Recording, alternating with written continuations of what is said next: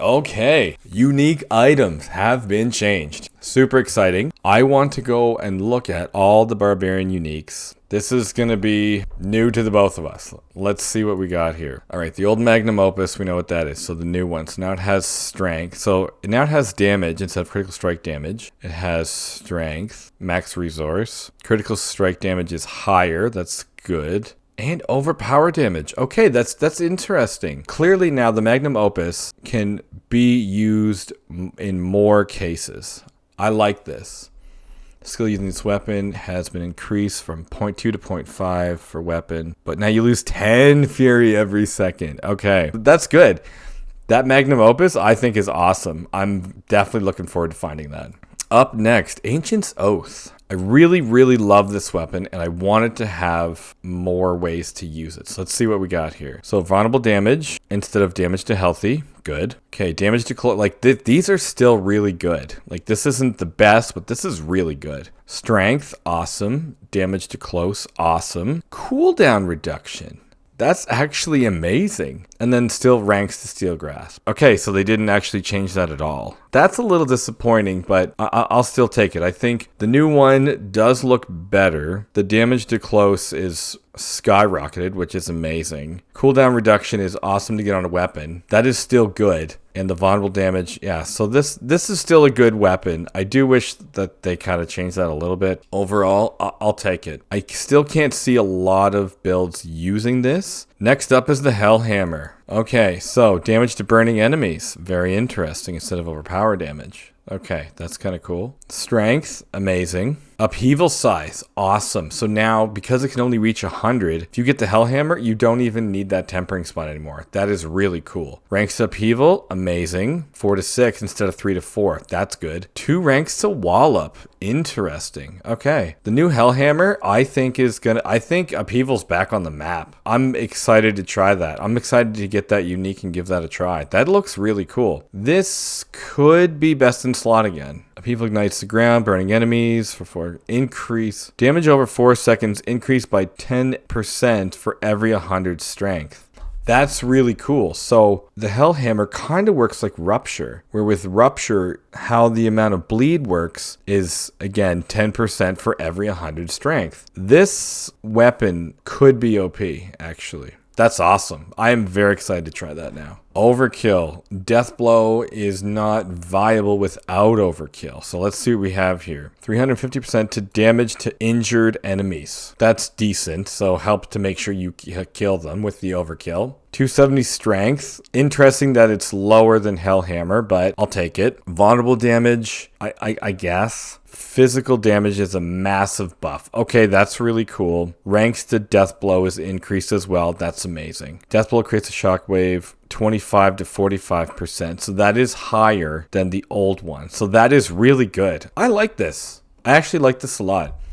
I think Death Blow is going to be good. It would be nice if it had, something else than vulnerable damage, in my opinion. Like if that had damage to close, I think that would kind of fit the mace better. The Fields of Crimson. This one to me is a little bit lackluster, but not bad. So again, we get the vulnerable damage up top, which is good. We get the strength, which is amazing. Damage to bleeding is that's a massive number. So this, again, could be good paired with Blood Feeder. I don't know if it's going to be best in slot, though, but this could be really good. Enhanced Rupture Explosion Size. Okay, so that's really cool. So now you don't need that temper on there anymore. Rupture cooldown has always been amazing. They just kind of shuffled the numbers a bit. The 28% was amazing, but now it's only down to 25. That's still good. While using this weapon, damaging at least one enemy with Rupture creates a blood pool that inflicts 20 to bleeding damage over 6 seconds. So I think that's the part that just is a little bit weak. And then enemies standing in the pool take an extra 30% increased damage. Yeah, this is still the downfall of this weapon. But with such a high damage to bleeding enemies, would that negate this and that 30x be enough to make this actually work in a build? Hard to say. With the changes to gushing wounds, with Rupture always being overpowered, I'm curious to see if this works well. Right now, I'm not 100% sure. A polearm might still be the best way to go. It probably will be, but this will be fun to at least try out. Okay, and the Battle Trance. More critical strike chance. Awesome. Damage reduction to close enemies, still awesome. 3 ranks to Frenzy, 5 ranks to Duelist. Versus it had Max Fury, so I think that's good to be gone from. I did like the cooldown reduction on the amulet, so that kind of sucks that they got rid of cooldown reduction. But because it has critical strike chance, I think that's really good. I really do. And the ranks to Duelist and Frenzy makes a lot of sense. Like, I think that's really cool. And the increase here, increase Frenzy's maximum stacks by 2. While at maximum stacks, you deal 27x increased damage. Amazing. I love that. So a mono Frenzy will probably work. That's going to be really cool. Okay, 1,000 steps. I was never a fan of this one. Let's see what we got here. Evade grants 10% attack speed for 3 seconds. Okay, the 10% we lost from Walking Arsenal, they put into the boots. That's very obvious. Movement speed, 16%, awesome. Movement speed per Walking Arsenal bonus, 7. Okay, so you clearly want to use this with Walking Arsenal. Damage to stunned enemies, so they want you to stun enemies while you use Ground Stop, clearly. And ground stop size. Okay, ground stop size is cool. I do like that. When activating or refreshing the full Walking Arsenal key passive effect, you automatically cast ground stomp and gain 50 to 100 fury. Once every 10 seconds. Okay, what does this one say? Activating or refreshing. So the activating or refreshing is massive, but can only happen once every 10 seconds. Would this still be viable? I don't know. It's definitely much better, but I don't know if it would still actually be in a build. Hard to say. The Rage of Harrogath. This one is, man, bread and butter. Will it still be bread and butter for a bleed build? Let's see. Max life. Amazing. Critical strike chance. Amazing. Damage over time. Amazing. Damage reduction from bleeding enemies. Okay, this is wicked. Inflict bleeding on an enemy has a 40% chance to reduce the cooldown of your skills. So again, it's the same. They bumped it up. This is amazing. This is absolutely amazing. So I think this is a massive win. Rage of Harrogath, this is a massive win. It's still going to be 100% in my bleed build. If you don't get it, you got to get it because this is now going to be good. Gohrs, what do we have here? Okay, attack speed. I heard attack speed now works with Whirlwind, so we'll see how that works. Movement speed, amazing. Critical strike chance against close enemies. Those are decent numbers. 18, yeah, 13 to 22. That's cool. And then more ranks to Whirlwind. Whirlwind explodes every 2 seconds, and after it ends, dealing 60% of the base damage dealt to surrounding enemies as fire damage. This is a good increase. Like, this is good. But Whirlwind does not deal a lot of base damage. Will this work? I don't know. I'm on the fence about it. I would like to try it out. But my first thought is I don't think it's enough to actually be worthwhile. Twin strikes. So strength, attack speed, critical strike chance, ranks to double swing. Where it had attack speed before, awesome. The lucky hit I thought was kind of dumb. Primary resource, and then the damage was fine, but critical strike chance is definitely better. So these are like now, these could be best in slot actually. And the increase is also higher. I think they are trying to make these best in slot, and this is pretty much best in slot. That's really good. That's a really good increase. That's a really good upgrade. Awesome. So if double swing is a thing, I would definitely use these, 100%.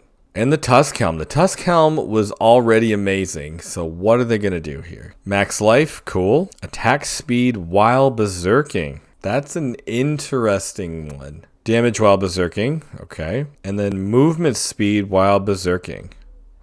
When you gain berserking while already berserk, you have 60% chance to become more enraged, grant 15x times to increase damage, 2 fury per second, and 10x cooldown. The big change is up here, and I think it sucks, I'll be honest. Max life, amazing. Damage while berserking, amazing. Movement speed while berserking? I mean, I don't know. I mean, I feel that's like an unnecessary category. And attack speed while berserking, I think, is another unnecessary category, considering the old one just gave you flat attack speed. I wish it still had flat attack speed. And I think movement speed while berserking, it's like, I understand like what they're going for. It's kind of cool. Like you put on the helmet, you got more life, you feel like you're faster and you're stronger and you're moving faster. That's cool. But I still like the old one better because it also doesn't give you any ranks to aggressive resistance, which is one reason why this helmet was also so amazing because it gave you all that damage reduction. I personally don't like it. That's my opinion. I personally don't like it. And I think the old one's better. Okay, Arreat's Bearing. Max life. Ultimate damage is super increased. Resist all elements. Okay, that's pretty cool. Call of the Ancients cooldown reduction. I think that is good, but I don't know if this will be enough to make this really still work. Yeah, this is all the same here. So not a massive change, but a positive change. The only thing, it doesn't have damage reduction on the pants anymore, but the cooldown to Call of the Ancients is a good addition. I think it needs to be higher. I think it needs to be like 50% so that you could literally spam Call of the Ancients and have them up all the time, because that would make it worthwhile. Again, just my opinion, but I'm not too fancy over these ones. The Red Ring. The Red Ring was already really good. Let's see how it is now.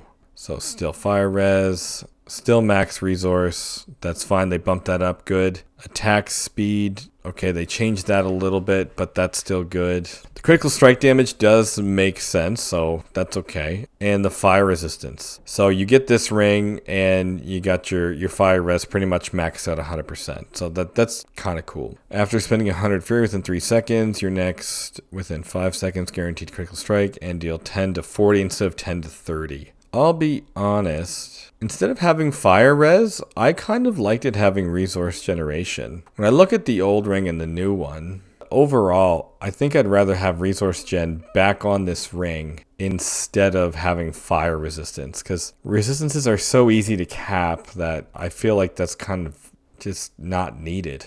Okay, the Ring of the Ravenous. So this was a favorite of mine. Critical strike chance has been increased. Amazing. Vulnerable damage has been increased threefold. Amazing. 2 to 3 ranks to Rend. Finally. You finally give the Rend ring what it needs. Ranks to Rend. And the brawling skills. I could literally take the brawling skills off. It doesn't really matter, but I know why they're on there, so whatever. Rend's duration is increased from 4 to 8 seconds. Okay, this is what it needs. So you can do more damage with Rend. So Rend could be back on the map because it's getting such a huge increase. This is amazing. This is such an amazing ring now. Damaging enemy with brawling skills applies 2 stacks of Rend's bleed. It's going to only affect every 1 second versus every 4 seconds. I think that's a really good change. I'm glad the damage to bleeding enemies was gone. Ranks to Rend is so important. So this is a massive W. This is the best ring for Rend. You get this, Rend is going to skyrocket. Think about this. If you get a crap roll and you only get 2 ranks to Rend and only 4 seconds, that is actually better than the old Ring of the Ravenous if you got like a perfectly rolled ring. Okay, and that is the end of our Barbarian uniques. There's a lot of good upgrades here. I'm so happy they overhauled them. Most of them are really good. I'm really excited for them. And I'm excited for Season 5. I really am. I'm excited. I think it's going to be good. All right, guys. Thanks for watching, and I'll see you guys on Tuesday.